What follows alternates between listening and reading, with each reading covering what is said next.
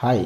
Okay, so in previous video, okay, so we understand what kind of fundamental analysis, financial report, and we have done, and so what kind of parameter it will help us to understand. Okay, so for financial report, everything we are going to check in this video.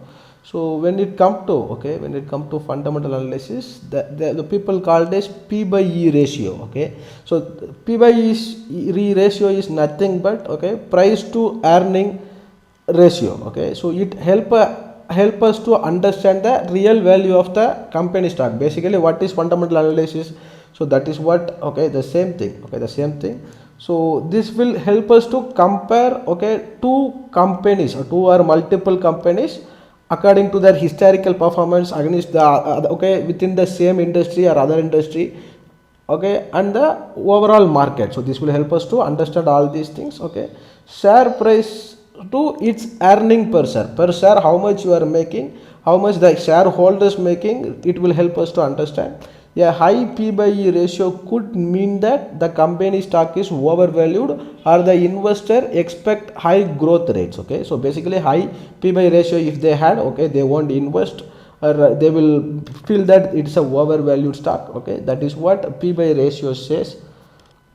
Mostly P by E ratio, mostly it says. And companies, and we will understand what is P by E ratio. Companies with no earnings or losing money don't have a P by E ratio, because they are nothing to put in a denominator. So basically it has a no value. And how P by E ratio is calculated? Market value per share and earnings per share. So I will clear this formula with an example. Let's assume trade Tastic is a company and the stock price is closed at 242.62 rupees. The company earnings per share for the trailing. There are a lot of method in P by E ratio, like trailing P by E ratio. There are different method, but trailing 12 months was 16.85 rupees. So basically this is a EPS. Earning per share is 16.85 rupees. So basically 242.62 divided by 16.85 is a 14.40 rupees. So basically our P by E ratio is 14.40 rupees. So many investors say buying shares in the company with a lower P by E ratio. As I told before, so if it is a higher P by E ratio, they will think that it is a overvalued. If it is a lower P by E ratio, it is a undervalued. So P by E below 20 may provide a good investment opportunity. Below 20 mostly. So below 20 look like, so we will check with the example. So we all know Tata Steel. You see right over here, it is 11.9. 11.9. So if you ask anyone, if you ask the kid also, can we invest in Tata? Of course they will tell, yes, we can invest in Tata. Most probably 11.9 P by E ratio they had.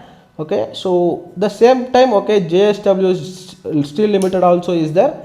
JSW Steel Limited also is there. So that is also steel sector, same sector. Their price look attractive, growth good, quality good, management good. Management good. Even here also attractive, good, quality good, management good. But the P by E ratio is 41.31. If you are doing fundamental analysis, if you ask anyone, you choose JSW Steel or Tata Steel, everyone can tell blindly Tata Steel. But let us understand why it is, because the P by E ratio is under 20. And here if you see P by E ratio 41.31, and so there is a P by B ratio. What was that? And there is a sector PE. So 23.58 and 23.58. That is a in steel sector. That is a normal ratio where you can expect. Where you can expect mostly.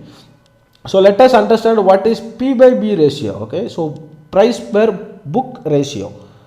So this will compare.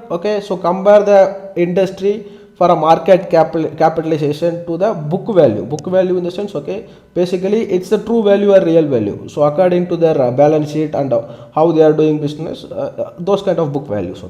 So this will help us to understand the market value of the company, from the book value. So as I told, so typically higher than a book value of a company stock. Okay, so basically typically, okay, so book value will be the higher from the equity of the stock. So price to book ratio is used to value the investor and identify the potential investment. So basically it will help investor to identify the potential investments. So P by B ratio under 1.0 are typically considered as a solid investment by the investor.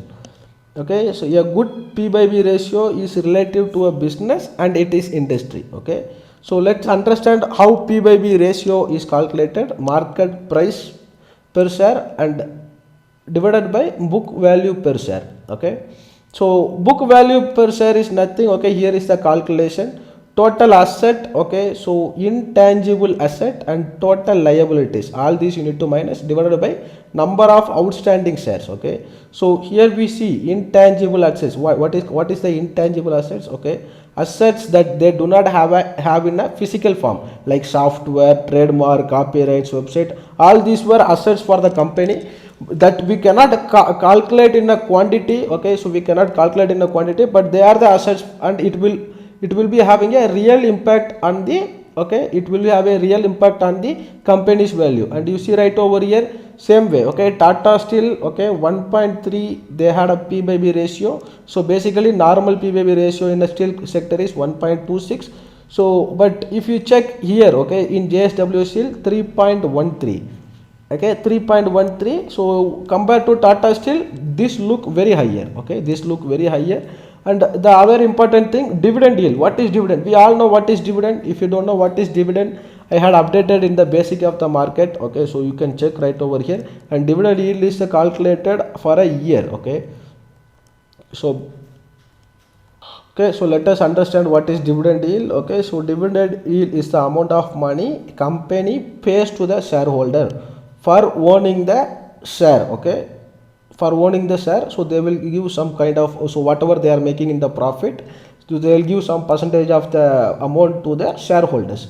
So mature companies are most likely to pay the dividends to attract more investors. Why they pay dividend? Okay, to attract more investors. Okay, higher dividend yields don't always indicate attractive investment opportunities.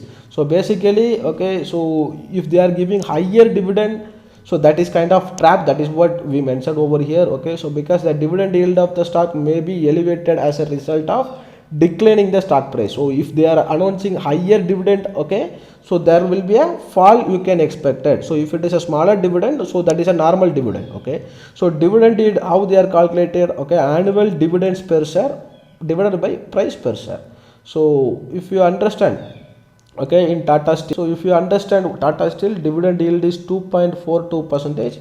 So basically, okay, so basically 2.4 percentage. So you get a dividend from the stock, from the 150 rupees worth of stock. Okay, mostly.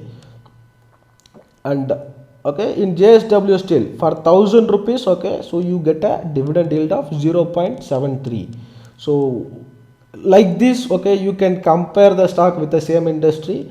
So you don't need to do, okay, you don't need to calculate each and everything. So if you are going through any brokers, so they will be having an update. Okay, so if you want to know this kind of updates, kindly contact me in a WhatsApp so that I can give you details. So this is what the fundamental analysis how we do. Okay, so basically, and thank you so much for have a great day.